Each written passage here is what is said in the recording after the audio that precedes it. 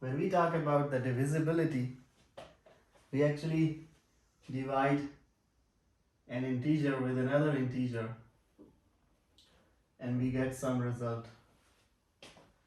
So this actually means that I can write this number 12 as 3.4. So if I give them name, I say this is my number n and this number is d and this is k. So actually n divides d if I get some k. All these numbers are integers. So when I divide an integer with another integer, I get an integer. This is the division rule. But actually the rule is that this number, the big number, was actually a product of some two integers and one of them was coming because I tried to divide the other of them with the whole number. So this is the general concept which you already know from your 8th grade, 10th grade. But if you want to write this thing which I just written mathematically, if you want to write it mathematically, then I will say that two integers,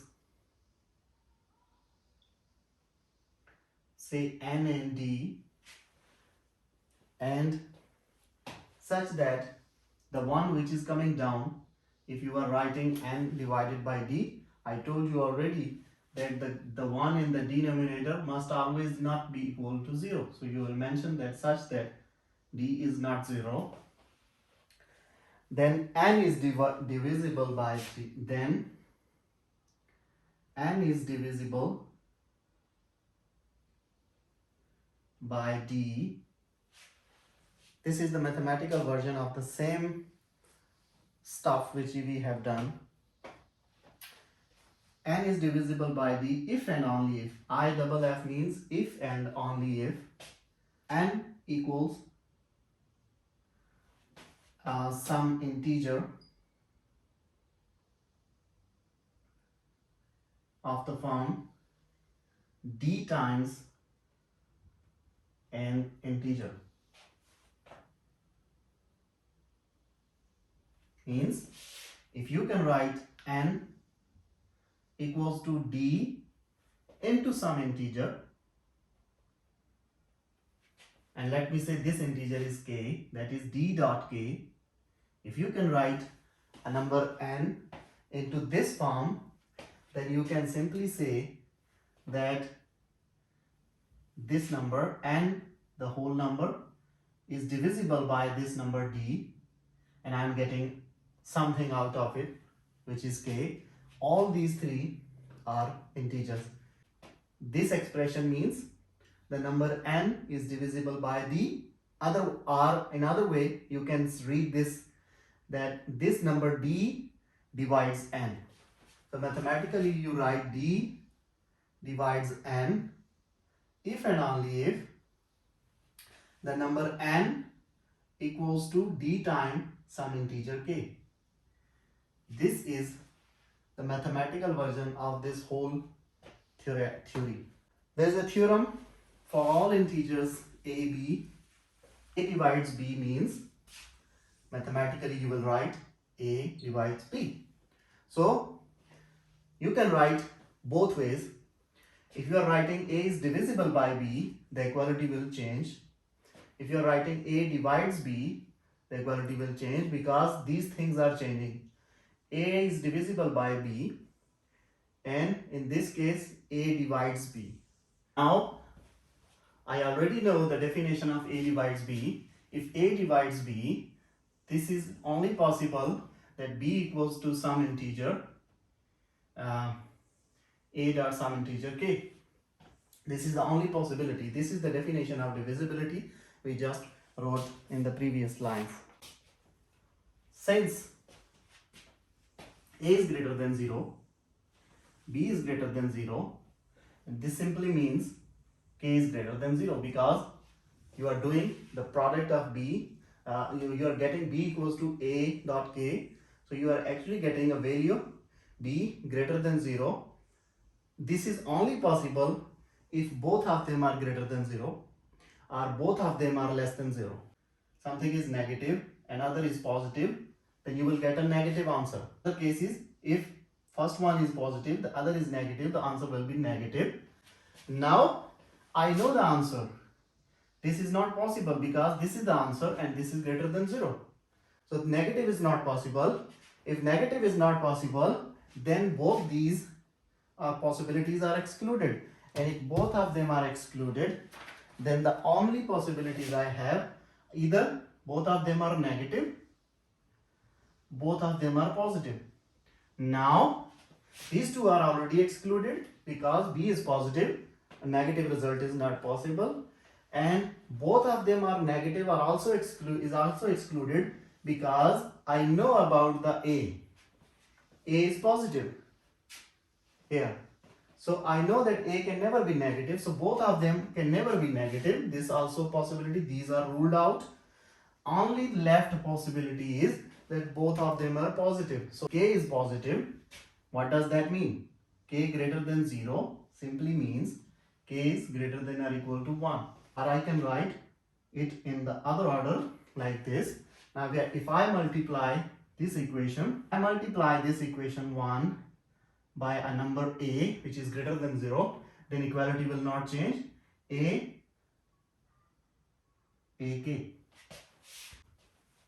What is AK? AK equals to, from here,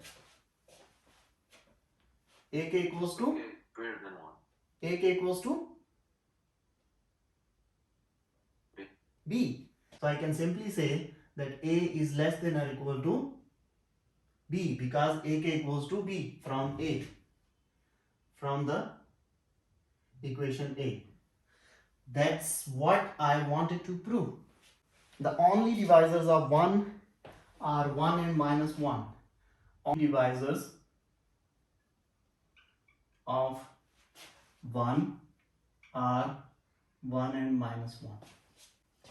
I have to prove this, and I have to check for all the other integers on the real line that whether they are divisors of 1 or not.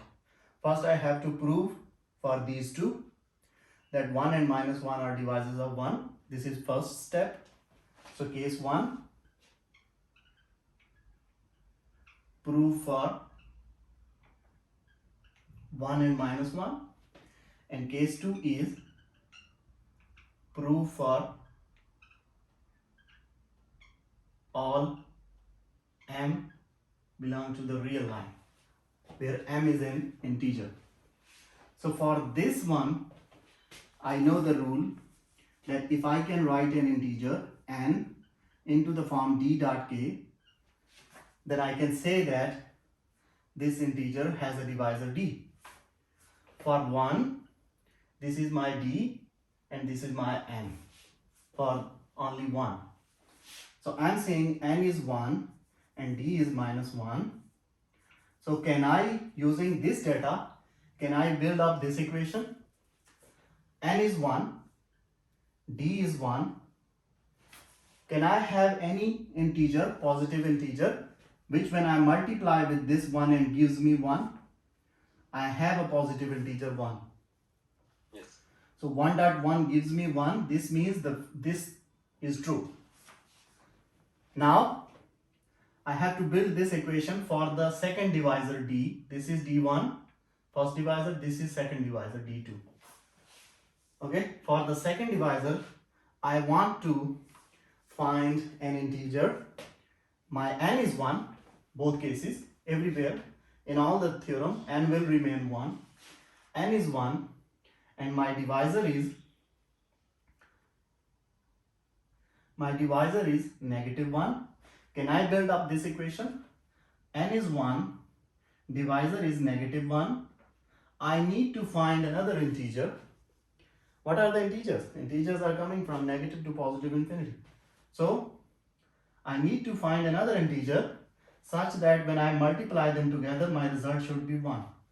So another integer I have, minus 1. When I multiply them together, I can get 1. So for minus 1, the result is also true. This is the case 1, okay? Now I have to show that any other integer on the real line, from negative 2 to infinity, from positive 2 to infinity, they are not the divisors of 1. Now this is the second part of this theorem, case 2. So let me remove it to get some space.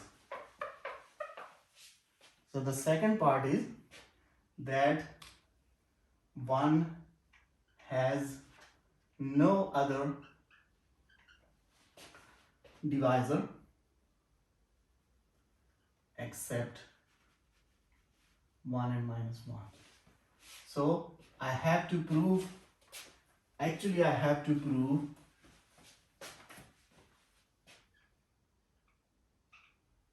to show that there does not exist any m belonging to the real line that I can claim it divides 1 and divides 1.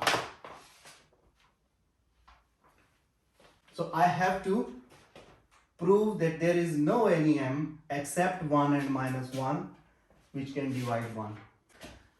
I will go opposite to it. I will say, okay, suppose I know a number m which can be a divisor of 1, but the value is not 1 or minus 1, its value is any other value.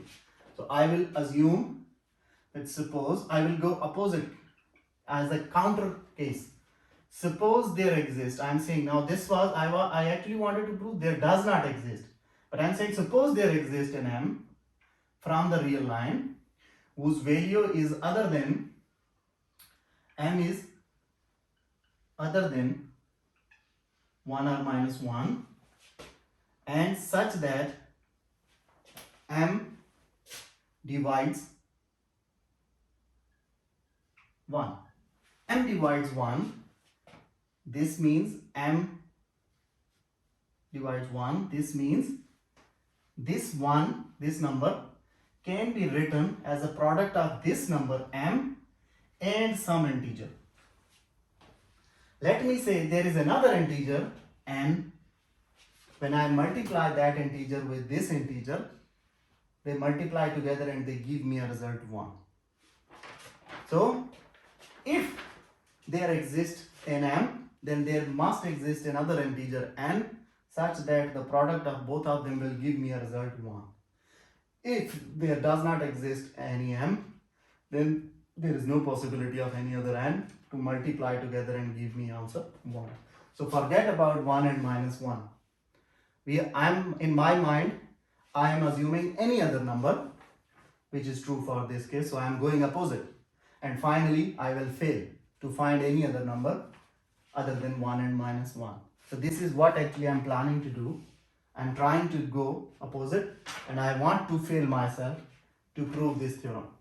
If I succeed for finding any one value other than 1 and minus 1, this theorem will fail.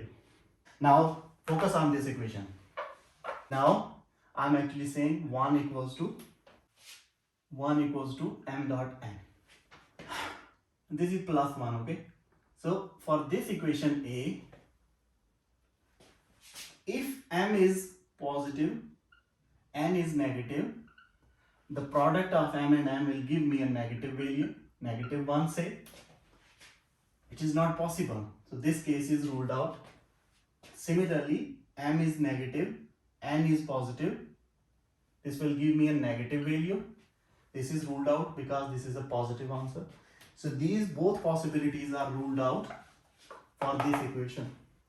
The only possibility is either m is negative and n is negative, then I can get 1, this equation, or m is positive, n is positive, then I can get 1. So these are the two cases which are possible. Suppose the case 1 at m, okay, let's start from positive and then go to negative. The case 1 is both m and n are greater than 0. Equation 1 equals to m dot n implies this m is a positive divisor of 1. What was the previous theorem? Previous theorem was if a is greater than 0, b is greater than 0 and a divides b. Here I am saying what is 1? 1 is greater than 0, m is greater than 0, and I am saying that m divides 1 means m is less than or equal to 1. So this simply means from the previous theorem that m is less than or equal to 1.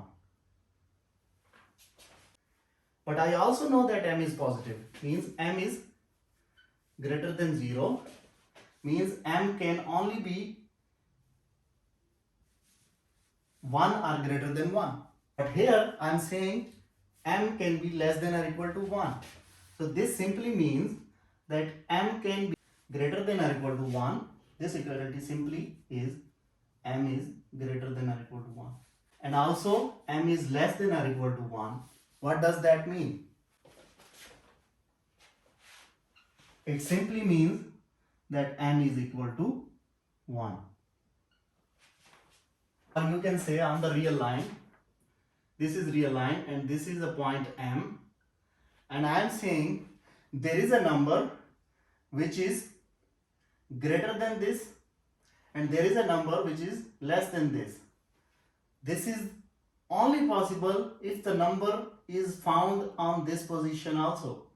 So m was standing here and the number was also standing here, then I can hold these inequalities, otherwise this inequality does not hold. So the other possibility for this equation to hold is that both of them should be negative. M and n are less than 0. Both of them are negative. This means the product of both of them, let me say they are negative numbers. This will exactly come back to m dot n because negative into negative will become positive and equals to 1. Now only look at this equation. I am trying to say that 1 equals to minus m dot minus n. And what does this equation means? This equation simply means that there is a number, if this is my d and this is my k and this is my n. So both equations are equivalent. Now forget about negative signs. Just assume this is a number, whether negative or positive, they are integer. This number, and I am saying if this is a divisor and this is another integer and they are multiplying together to give me 1, then what does this mean? This simply means that minus m divides 1. Can I write from this equation? Can I write it? The equation of divisibility. This is exactly n equals to d dot k. What does that mean? D divides n. So I simply converted into in this form. Both these have same meaning. This simply means that minus m is less than or equal to 1. If m is negative, then minus m will be positive. So minus m is a positive number. From where this equation comes from? This equation comes from the theorem AB. Now the same case, as go to the case 1, first equality. From this I was saying if m is negative, what was it mean? Minus m was greater than or equal to 1. Because if m is negative, then the reverse number, the minus m will be greater than 0. And if minus m is greater than 0, then minus m is equal to greater than or equal to 1. This equality is coming just like the case A from this equation. And this equality is coming from this process. So combining both these inequalities, I can simply say that minus m is actually equal to 1. And if minus m is 1, this means m equals to minus 1.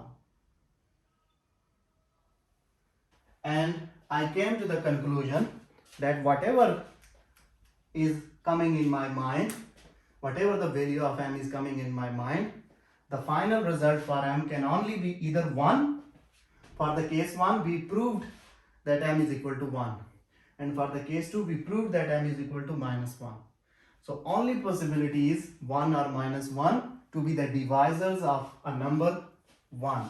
So whenever there is a theorem and somebody wants to disprove it, they always give you a counter example.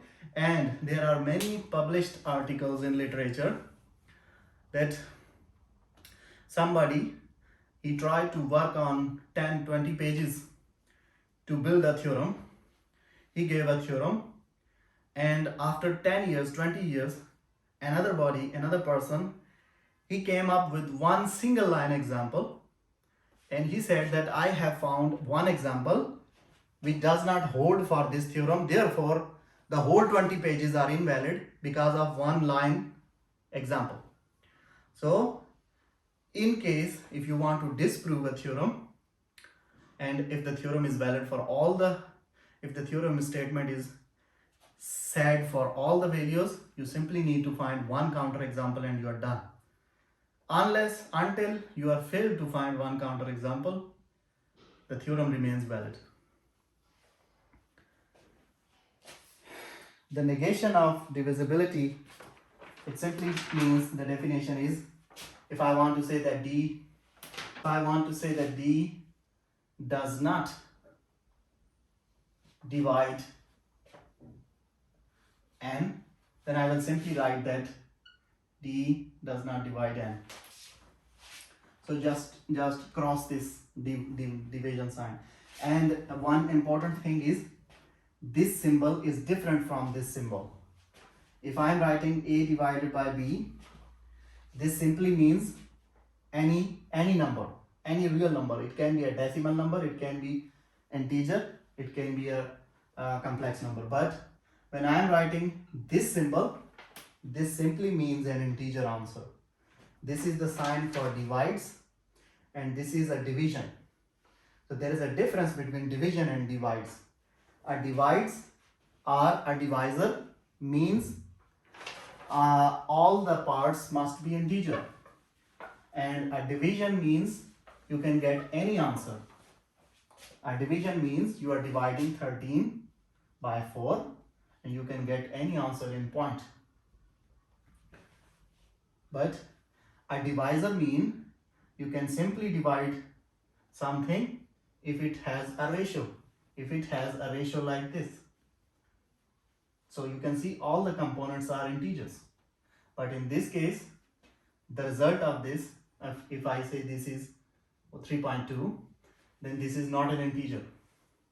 So in this case, you can use, for 13 and 4, you can use the symbol of division, but you cannot write 4. You will read that 13 does not divide 4, but 13 is divided by 4 gives me 3.2. Similarly, for this, 12 is divisible by 3. 3 divides 12, like this. So divides and division both are different things. Now there is an alternate definition for the prime number. An integer n greater than 1 is called a prime number if and only if a positive integer divisor is 1 and itself. What was the definition of a prime number? It was that it cannot be divided. How we were writing it as n equals to r dot s for the prime number. We said that if r is 1, then s should be n. If r is n, then s should be 1. This was the definition for the prime number. The same definition is applied here, and we are now saying that any integer n, if it is greater than 1 and its only divisor is 1. Means, for example, 2 is a prime number, I know that. Then only divisor of 2 is 1.2. In other cases, there are several possibilities. For example, 12 can be written as 3.4. 12 can be written as 6.2. Both these things are valid for in case of divisibility. All are integers. All are integers. But in this case, only possibility is this. So the definition of prime number is, first definition of prime number was that if prime number is written as a factor of r dot s, then r will be, if r is 1, then s will be exactly n. If r is exactly n, then s will be 1. No other possibility. The same definition we have ruled out, we have here, that if there is an integer n and the only divisor of this integer is 1 or the number itself, then it is called a prime number. Theorem: show that for all integers a, b, c. So keep in mind that so far and throughout this chapter, we are dealing with the integers. These two are given to me and I have to prove this. Okay, so I know the starting point. I have already assumed that a, b, c are integers and a divides b, b divides c. Now a divides b, what does that mean? It simply means that this number b can be written as the product of a and some integer r by the rule of divisibility. Similarly, b divides c can be written as this number c actually equals to a product of integer b and some integer s, and s are integers. If c equals to b dot s, but what is b? From here, b is equal to a dot r. So I can plug in this value into this equation. So it is a into r dot s. I can simply say take out a and multiply r and s. Now what are r and s? Both r is integer, s is integer, from the rule that their product will be integer. Rs is equal to some integer k, because the product of two integers is an integer. So I can replace this rs with k and I can say that ak. So I got an equation that c equals to a dot k. Now what is a? A is an integer. What is k? K I already have shown here that it is an integer. So I am successful to write the number c in the form of a into some integer k, which is exactly the definition of divisibility. Therefore, I can write that this number a actually divides c, and this rule, this is proved.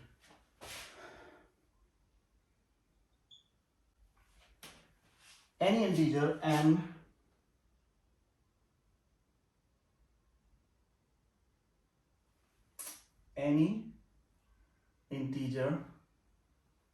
greater than 1 is divisible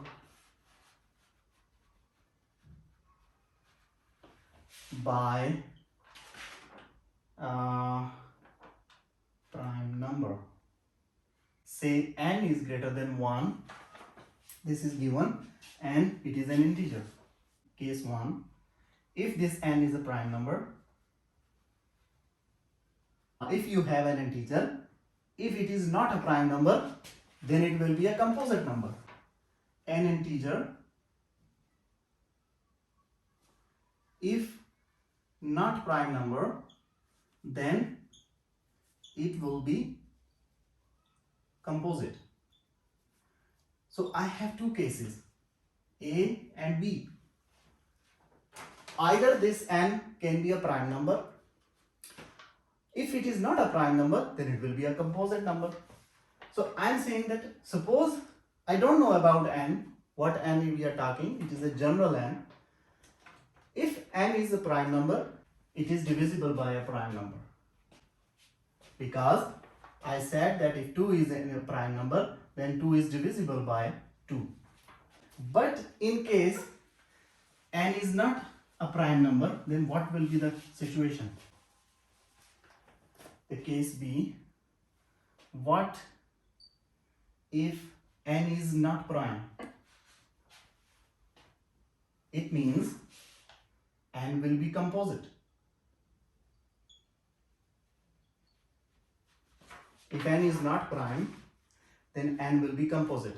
And you know the composite number r dot s? You remember this definition? So I'm saying, let me say this is r naught, this is s naught, because we have to go further. We have to go for r1, 2, 3. The definition was that if it is a composite number, then this factor r will be greater than 1 and less than n, and this factor s will be greater than 1 and less than n. This was the definition for a composite number. If I am writing n equals to r naught dot s naught, now I know r naught is an integer, s naught is an integer, and this equation is similar to the equation n equals to d dot k, which was the equation of divisibility, right? So it simply means that this part of this whole thing divides this part because of this definition, because all are integers. So I can simply say from here that r naught divides n. R naught is integer, then only two possibilities for r naught are: if r naught is a prime, then of course it will divide the prime number, which was the theorem statement. We are done. Case 2, if r naught is not prime, then of course then r naught will be composite, of course. And if r naught is composite number, then you can write r naught as a product of some r1 dot s1. From here, if I say this is equation 2, then from the concept of divisibility, I can know that this factor, because both of them are integers, so this first factor divides this factor, and I can say that r1 divides r0. I already proved in the previous step that r0 divides n. If r1 divides r0 and r0 divides n, according to the theorem, if a divides b and b divides c, this simply means a divides c. If this is a, this is b, and this is b, this is c, then you can compare this with the theorem, and you can state that this simply means r1 divides n. Then again, it has two possibilities. Either r1 will be prime, and if it is prime, then we are done. If it is not prime, then of course the only possibility is that r1 will be composite. And you can again write r1 as another product of r2 dot s2, following the same rule of composite number, that r2 is greater than 1 less than n, s2 is greater than 1 less than n, and using the same step you will carry on, you will prove that r1 divides n, r2 divides n, and so on. You will reach to a point rk divides n, which is exactly the number which I want to show, and this number will give me the conclusion that okay, I will carry on this step. This when you will do the algorithm, you will do the programming in computer science, you will tell the computer, you will write these kind of statements, don't forget them. You will tell the computer that if you will write such kind of things, that if r1 is a prime, we are done, stop iteration in the computer. If otherwise, if r1 is not prime, then do this process again and divide it again. So you will tell the computer in the language of computer that do not stop unless you find a number rk which can divide the integer number n, which can divide the prime number initially, the number which initially we selected. So this is the building concept of how you will build the algorithms in computer. All the algorithms in computer, when you perform iteration, they work on this kind of steps. That you will define the rules that okay, If this follows this rule, done. If not, repeat the process. For the next number, again repeat the process. Repeat the process, keep repeating the process unless you reach to my desired value. When you will reach, whether you keep repeating 1000 times the computer, you are asking to computer to keep repeating the process. Whether you keep repeating 1000 times, don't stop unless you find this value. So that is the easiness that which, like, I am tired to get 3 steps, but the computer can give you 1 lakh same steps in 1 second. That is the easiness of using all these concepts in computer. So all this kind of structure you will be building in your, maybe this semester or next semester, in your professional courses of computer science, to build an algorithm. You will be doing all these things. So I must say that must repeat this theorem at home, do it again. So in any case, you will find a number Rk which will justify the statement of your theorem, and you are done. So this theorem was actually here to tell you that how to construct an iterative algorithm in computer science, and you will be doing this more efficiently in your field. My job is done here. I am a mathematician. My job is give you the base. My job is give you the concept that how you will move on. Now, taking this concept, you will go to the computer science department and you will use this concept to construct a heavy algorithm theorem, and it says it is known as the fundamental theorem of arithmetics. It says any integer greater than 1 is either prime number or it can be written as a product of prime numbers. So we are not going to prove it.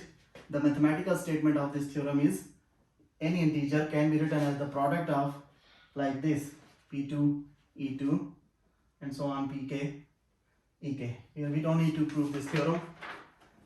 For example, if you have 3300 and you want to write it into this form, the first condition is that n should be greater than 1. Of course, 3300 is greater than 1, so the first condition is valid. Now for the second condition, I can write 3300 as 33.100, or I can write it as 11.3.25.4. I can write it as 11.3.5.5.2.2. You can arrange it in the order 11.5.5.3.2.2, and it is 11 raised to the power 1, 5 raised to the power 2, 3 raised to the power 1, 2 raised to the power 2. This was my n. This is exactly the number p1 raised to the power e1. This is p2 raised to the power e2. This is p3 raised to the power e3, and so on.